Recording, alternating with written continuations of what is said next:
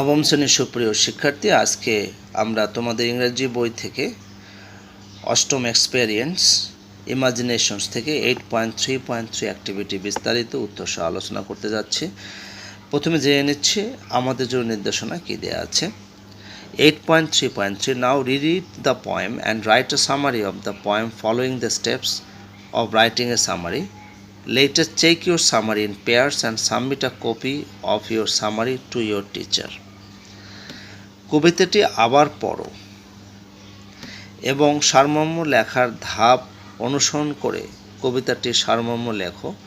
জোড়ায় সারমর্মটি মর্ম যাচাই করো এবং একটি কপি শিক্ষকের কাছে জমা দাও।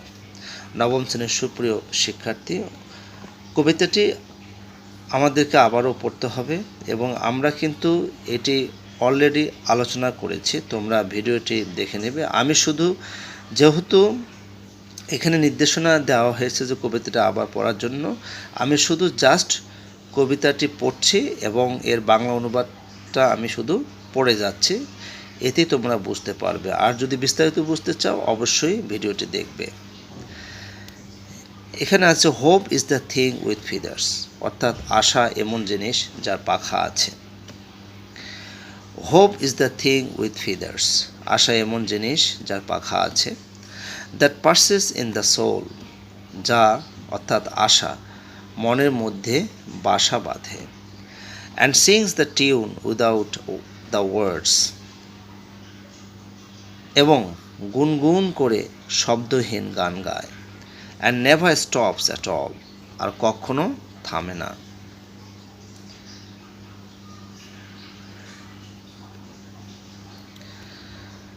And sweetest in the gale is heart, আর ঝড়ের মধ্যে শ্রবণকৃত গান আরও মধুরতর।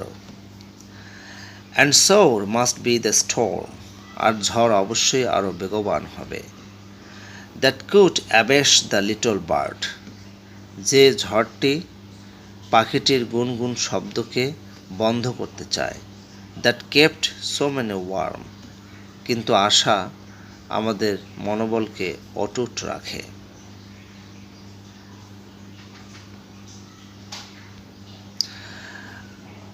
I've heard it in the chillest land, আমি এটা শুনেছি সবচেয়ে শান্ত জায়গায়।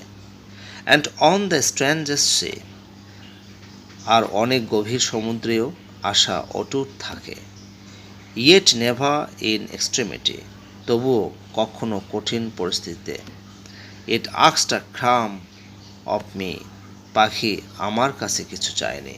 নবম শ্রেণীর সুপ্রিয় শিক্ষার্থী, আমি শুধু প্রত্যেকটি সেন্টেন্সে বাংলা অনুবাদ সহকারে পড়লাম। তোমরা যদি বিস্তারিত বুঝতে চাও অবশ্যই পূর্বে ভিডিওটি দেখে আসবে। এখন আমাদের নির্দেশনা অনুযায়ী এই পুরো কবিতার সারমর্ম লিখতে হবে। আমি কিন্তু তোমাদের জন্য একটা সারমর্ম লিখেছি, সেটি এখন তোমাদের সাথে শেয়ার করতে যাচ্ছি। যেমন এখানে শর্ট সামারি, অর্থাৎ পুরো কবিতাটার short summary. In Emily Dickinson's poem hope is the thing with feathers, hope is portrayed as a comforting presence. Emily ডিকিনসনের কবিতা হোপের মধ্যে যেটা বলা হয়েছে যে হোপ হলো এক ধরনের আশা যার পাখা আছে। হোপকে চিত্রিত করা হয়েছে, মানে হোপ ইজ পোর্ট্রেট, অর্থাৎ হোপকে চিত্রিত করা হয়েছে একটা আরামদায়ক উপস্থিতি হিসাবে। It is described as a bird, এটাকে একটা পাখি হিসাবে বর্ণনা করা হয়েছে। That lives in the soul, যেটা আত্মার মধ্যে বাস করে। And sings a wordless melody that never ends, আর শব্দহীন সুরেলা গান গায় যেটা কখনো শেষ হয় না, যা কখনো নিঃশেষ বা শেষ হয় না। The poem suggests that hope is most appreciated during difficult times when it is heard most clearly amidst the gales and storms. কবিতাটি আরও প্রস্তাব পেশ করে যে হোপটা আসলে খুব বেশি মূল্যায়ন করা হয় কঠিন সময়ে, যখন এটা প্রবল বাতাস আর ঝড়ের মধ্যে পরিষ্কারভাবে শোনা যায়। The little bird of hope brings warmth to many hearts. আশার এই ছোট্ট পাখিটি অনেক হৃদয়ের মধ্যে উষ্ণতা নিয়ে আসে। The speaker has encountered hope in the coldest of lands and on unfamiliar seas, yet it never demands anything from them even in difficult situations. বক্তা এখানে আশাকে নিয়ে সম্মুখীন হয়েছেন। কোথায় সম্মুখীন হয়েছেন? In the coldest of lands, মানে অত্যন্ত ঠান্ডা স্থলে, এবং অপরিচিত সমুদ্রে।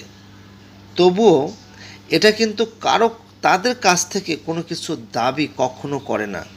এমনকি যদি কঠিন পরিস্থিতি আসে তখনও এটা কখনো দাবি করে না। Hope remains স্টিডফাস্ট। আশা কি থাকে? অবিচল থাকে। Providing solace and strength without expecting anything in return.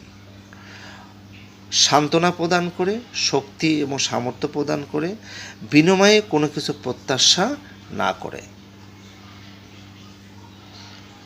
নবম শ্রেণীর সুপ্রিয় শিক্ষার্থী, তোমরা অবশ্যই বুঝতে পেরেছ পুরো কবিতাটির শর্ট সামারি আমি তোমাদের জন্য প্রস্তুত করেছি, আর এই পুরো ফাইলটি তোমরা ডেসক্রিপশন বক্স থেকে সংগ্রহ করবে। আজকে এ পর্যন্তই, সবাই ভালো থাকবে। ভিডিওটি ভালো লাগলে অবশ্যই লাইক, সাবস্ক্রাইব, নোটিফাই করবেন।